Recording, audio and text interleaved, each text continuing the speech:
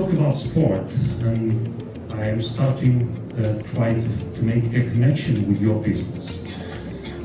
I think about sport in this way. I think in sport is the expression of national culture. Because think about it.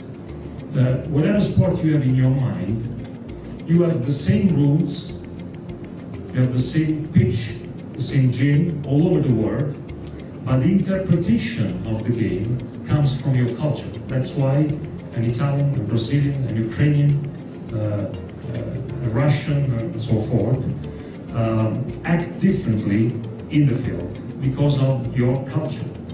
Secondly, it's a professional compressor because you have to be able to reach the top of your industry very soon, or you will not be able at all.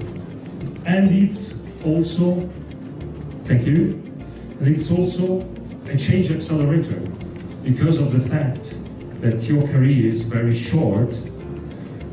You live in an environment in which everything is experimented, especially innovation, because everything change very fast. So I think that sport can be useful compared to business with this kind of comparison. And lastly, and this is very interesting, the sport, the connection that can be useful connected business, it's a skills reducing evaluator. What does it mean? It means that in sports, your performance is given publicly. And it's totally different compared to business. And some performance given publicly is publicly judged. So you can hide underperforming colleagues.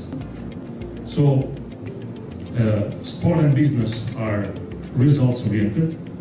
I don't need to explain why, because we live and we act thinking every time about results. There is a balance between passion and method. You cannot have just one, or you can until you are going to face an opponent that have both, because if you're only passionate but you're not well organized, you're going to lose against opponents that have this balance. And teamwork is something very common in every business. We have to work together, and someone has to coach those teams. And the last one, I think it's one of the most important to think at, because sportsmen and business manager have to train themselves every time, but with a little difference.